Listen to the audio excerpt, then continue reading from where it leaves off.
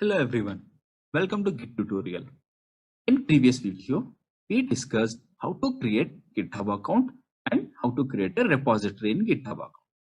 In this video, I will discuss how to create a repository, what is a public repository, what is a private repository, and how to clone the code and how to pull the code. What is the difference between clone and pull? First, let me show you how to create a repository and then let me explain you what is private and public repositories. I logged into my GitHub account. In last video, I created this repository. Now, let me create another repository. So, to create new repository in GitHub, we have to go here, just select this option, new repository.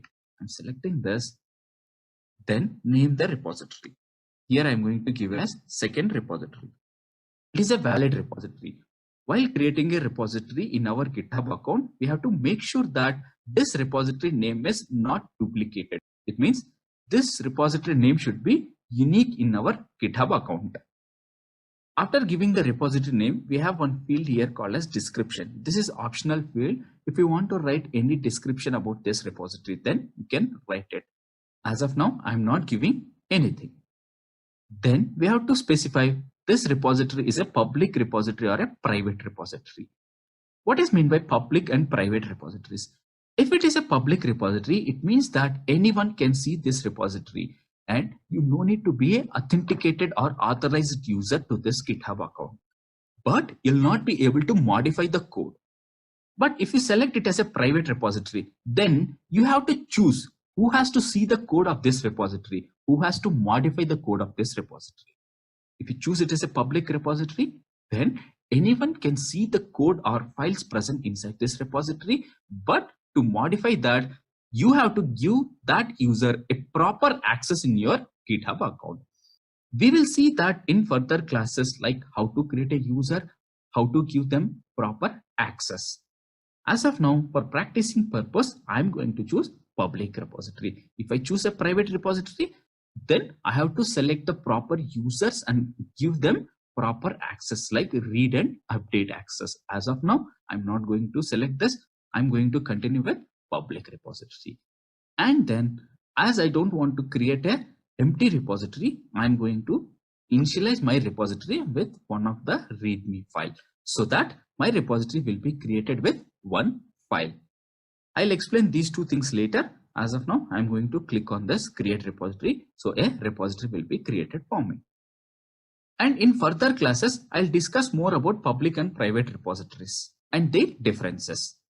And now my repository with the name second repository has created in my GitHub account, where this repository resides inside my GitHub. Now I want to take these files, whatever I have created or whatever the files present inside this repository, I want to take that files into my local repository. For that, what I have to do is I have to clone this. So how to clone is, there is a URL here. When you click on this clone or download option, it will show one URL. This URL is available in two types. Whatever we are seeing here, it is of HTTPS type. If you want SSH URL, if you click here, it will show that SSH URL.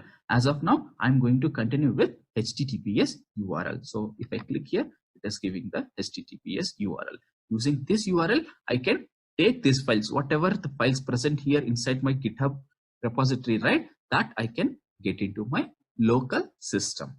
So for that, what we have to do is we have to install something on our local machine, because this URL is related to Git and GitHub. So to support this URL in my local, I need to have Git. For that, what you have to do is just type Git for Windows. You just Google it. So there is one URL, git-scm.com/windows. You just click on this. When you click on this URL, based on your Windows system configuration, whether it is 32-bit or 64-bit, it automatically starts downloading Git setup for Windows. Now, if it doesn't start automatically, you can click on this. My machine is 64-bit machine, so I'm going to click on this. So you will be able to see that a exe file is downloading here. I already have this exe file, so I'm not going to download this. Now I already downloaded that git exe and install it. As it is a exe file, you just has to double click on it and then click on S and then next, and then finish. That's it. So that Git will be installed on your local Windows machine. To check whether Git is installed or not, you just right click on your machine at any location. See here on my desktop, I'm just going to right click. Here I'll be able to see these two options, Git bash here, Git GUI here. If you are able to see these two options, it means your Git has installed successfully. Not only on desktop. If you right click anywhere, you will be able to see that option. See here, I'm getting into this folder. Right click here. Even here, I'm able to see these two options. Means my Git is installed properly. Next, I'm going to my GitHub account. Click on this clone or download option. Copy this HTTPS URL. Come here. Here, I'm going to create one folder like Git practice. Get inside this. If I right click here, I'll be able to see this Git bash here option. I'm going to click on this. Whatever the URL I copied here, I'm going to paste it here. Before that, what I have to do is I have to use one of the command called as git clone, and then paste that URL what we copied. So what is this git clone? Git clone is a git command. By default, our Windows machine will not be able to identify this git commands. That is the reason we installed git. And we already know the use of git. In previous video, I explained what is git and how it maintains the version controlling system. Now I use this git clone command and gave the URL what I copied from my GitHub account. If I type enter, my git started cloning the files whatever there inside my repository. See here, I have one file readme.md. See here, if I type ls here, the repository whatever I created here inside my GitHub account, that is available inside my local. So to get inside this repository, I just has to type cd su type and then click on tab. It automatically picks that repository name. Or else if you want to type, you can type that repository name. Or that is nothing but a directory name here. So now I am inside my repository. If I type ls, if I try to list, ls is the command to list the files and directories. So I'm going to type ls here. See here, I have the readme file. This is the file I had inside my repository. The same file I have here. Now let me explain something about clone. Clone is the git command what we have to use to clone the code for the first time. It means I'm going to connect to this repository from my local machine for the first time. Then only I have to use this clone command. See here, inside this git practice, from here only I open this git bash and then clone, right? See here, this is the repository I got, and then I got a readme.md file. What is this .git? I'll explain later. You understood, right? Git clone has to be used only once when we are going to connect to the repository for the first time from our local machine. Now, just think that one of the developers has created a new file here. Now, I'm going to create a new file directly inside my GitHub. Let me create one file. Create new file option I'm going to choose. I'm going to name it as test.txt. I'm going to write inside this, hello, welcome to the tutorial. Then I'm going to save it. Here there is no option called as save. There is something called as commit new file. What is this commit? I'll explain in next video. I'll discuss about this commit in detail. For now, I'm just going to click on this commit new file. So a file has been created here. Where I created this test.txt file? Inside my second repository, which is there inside my GitHub. Now I want to get this file into my local. So how I'm doing is, if I type ls, I'm not able to see that test.txt file. If I want to get the latest changes from my GitHub account to my local, what we have to do is we just has to type git pull. See here, it will start pulling that file from my GitHub repository to my local machine. So if I type ls here, you'll be able to see this test.txt. Now let me print the content present inside that test.txt. See here, the data what I entered inside the text.txt inside my GitHub is now available on my local machine. Now let me do one more thing. I'll try to update this file. I'll click on this file. Here I am able to see one edit option. I'm going to click on this. I'll modify some text. I added some more text here. In next video, we will learn git add, commit, push commands. Now I'm going to commit this. For now, you just remember like commit is like a save, but it is something else that I'll discuss in our next video. I'm going to commit the changes. Now see here, my text.txt has this text. Right, inside this repository, I have this text.txt and this has this text. Now, if I want to get this latest changes into my local machine again, what I have to do is I have to type git pull. So now it started pulling the changes again. See here, it is pulling the changes. Now, if I type ls, I'm able to see that file as it is. Now if I type cat test.txt, I'm able to see the new text what I updated inside my GitHub. This is how we pull the latest changes from GitHub to our local Git. Now you understood the difference between git clone and git pull, right? Git clone we will use to clone the code for the first time from GitHub repository to our local repository.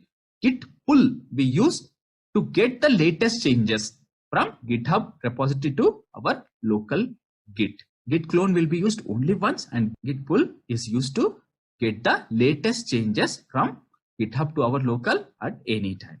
Now let me explain it with a small flow diagram. See this is my GitHub account. Here I can have multiple repositories. Now I want to get the files present inside this repository to my local Git. So this is my local Windows machine. I created a folder here. Here I used a command called as git clone. This clone command I have to use for the first time. Whenever I clone the code, I will get the changes. What are all the files and changes present inside my GitHub repository to my local workspace. And a repository called .git will be created on my local. How we have a repository in our GitHub, right? Same like that. A repository called .git will be created automatically on our local workspace. Let me show you this. See here, from git practice, I have right clicked and opened a git bash and typed the git clone command. Once I clone, a folder got created with the repository name. The same repository what I have inside my GitHub, right? The same has been created here, and inside this all my files are there, and along with that I'm able to see one folder called as .git. This is nothing but a local repository. Why it got created, what is the use of this, I'll explain in next video. After cloning, few people may not be able to see this .git repository because this is a hidden file. If you want to see this, what you have to do is right click here, get into properties, just hide this and save the changes. Then once again you right click, go to properties, remove this hidden, and then click on OK and then save the changes. That's it. After that you will be able to see this .git repository. Till now we have seen how to configure Git on Windows. We searched like Git for Windows, then went to Git URL, downloaded a exe file and then installed it, right? And then we learned how to clone. Then we learned public and private repositories. Then we discussed Git flow basics. I haven't discussed the Git flow in detail. I'll discuss that in next video. Now let me show you something about public and private repositories. We all know that I created this second repository as a public repository. I'll take this URL. I'll go to some other browser. I'll hit the URL from here. See here, without login, still I'm able to see this repository files. Here I'm going to see this, but this edit option is disabled. As it is a public repository, anyone without any authentication or authorization, I'm able to see the files and changes present inside them, but I'm not able to edit them. So I'm going back to my other browser where I have logged in. Here I'm going to create another private repository. Let me create it. I'm going to click here, new repository. I'm going to name it as my private repo. So here I'm going to select it as private repository. As usual, I don't want it to be an empty repository. I'm going to initialize this repository with one of the README file and creating that repository. See here, this is a private repository, right? Now I'll take this URL. I'll go to my other browser and hit this.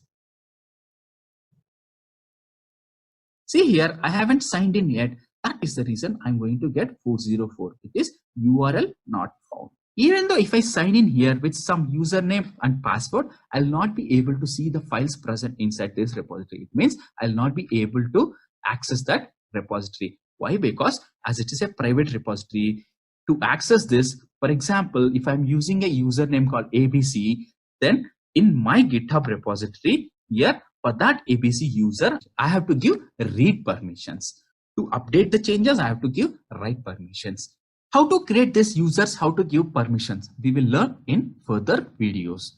So far, we learned how to clone the repository from GitHub to our local, and after cloning, if any updations are made to my GitHub repository, we learn how to pull the latest changes from GitHub to our local. In next video, we will learn it in reverse way. If I create any file in my local repository, or if I modify any file, how to push the changes or files from my local to this GitHub repository. That's it for today's session. In next session, we will learn git add, commit, push, and status commands. Thank you all. Stay tuned.